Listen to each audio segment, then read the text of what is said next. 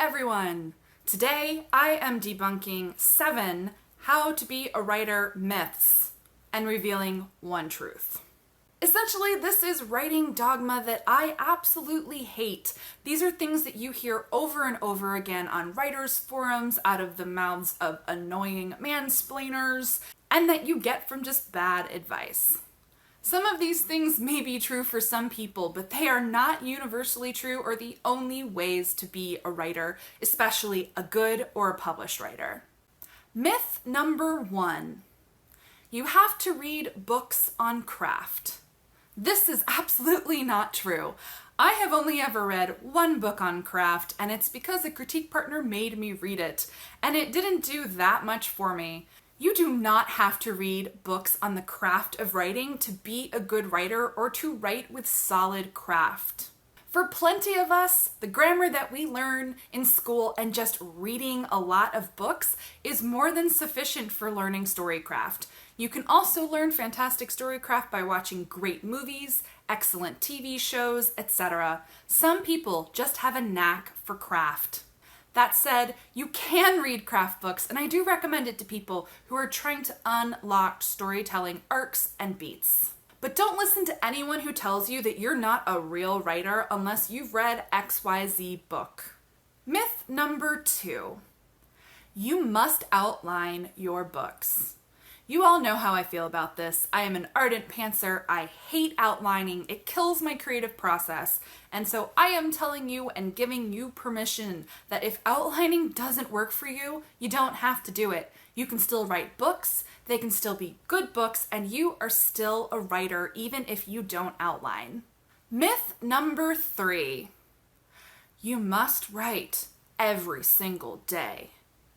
I hear this one all the time. I think this is the number one, well, I'm a writer and I'm telling you how to write, lie that I see on the internet and in real life. That if you don't write every single day, that you are not a real writer. This is bullshit.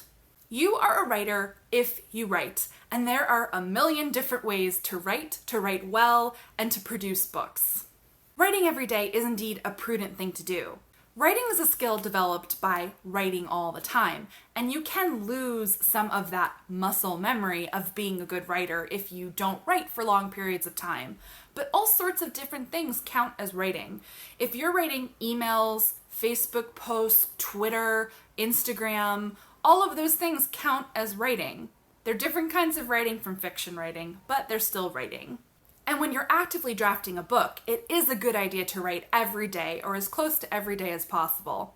But if you're not writing fiction 365 days a year for years on end, you're still a writer. Myth number 4. You must write first thing in the morning.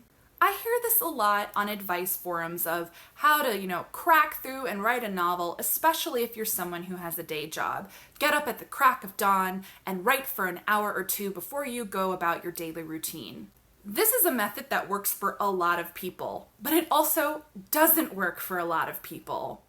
I am not a morning person. I am 100% a night owl, and I find that I hit my peak creativity late at night. So getting up at the crack of dawn not only sounds like torture to me, but I just don't think I would be very productive. So I'm giving you permission to ignore that advice if you don't think it'll work for you. Write whenever you want, whenever it works for you.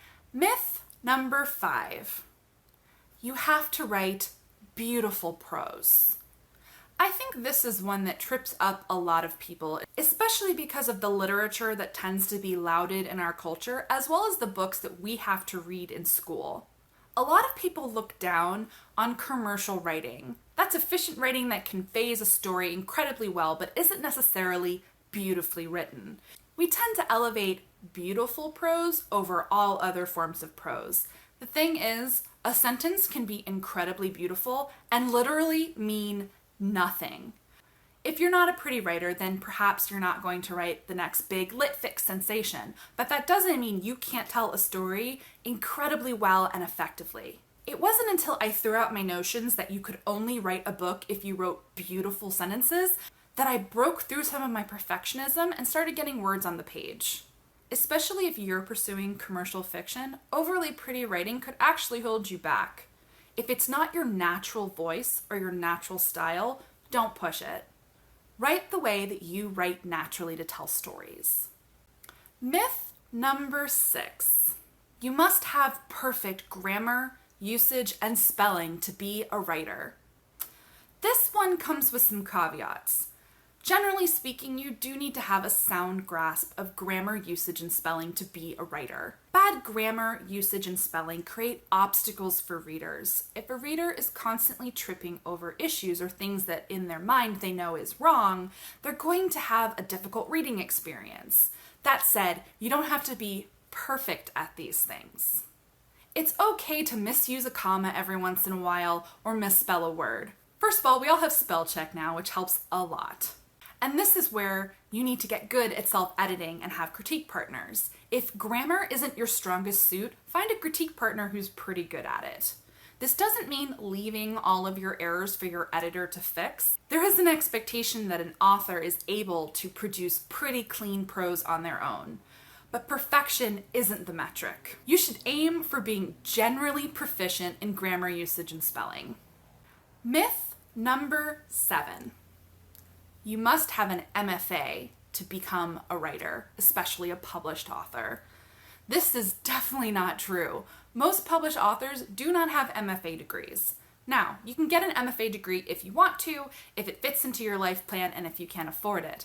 But it is not a prerequisite for writing good books or for becoming published. In some cases, having an MFA might actually detract from your chances. MFA programs often teach specific literary styles of writing, so if you're aiming to be a commercial fiction writer, you might not find that an MFA does you much good. That said, if you're interested in writing kidlit, which of course is the focus of this channel, there are some excellent MFA programs in kidlit that may be a good use of your time. But doing an MFA program is always a personal choice based on your life situation, your interests, and your financial situation. If you don't have an MFA, it is not going to hold you back from being published. Which all brings me to the one truth. I see a lot of aspiring writers asking, especially on Reddit, whether you have to be a reader in order to be a writer. And I'm gonna tell you, the answer is yes. If you want to write books, you need to read books. Good writers are good readers. Reading books in the genre that you want to write in is an essential part of the writing process, and it's really worth investing in a reading habit in order to become a better writer. I'll go into more detail about what it means to be a reader as a writer in another video, because this is a complicated and nuanced discussion, and I am not turning my nose up at things like audiobooks and graphic novels. There are lots of ways to be a reader. But when you see people giving the advice that you need to read in order to be a writer and be a better writer, that is not a myth. That is 100% the truth. These just happen to be the bits of advice that hit my pet peeves. But what are yours? What's some of the advice you've heard people flinging about on the internet and otherwise that you absolutely hate as a writer? Let me know in the comments. I'm looking forward to talking about it. And as always, happy writing, everyone!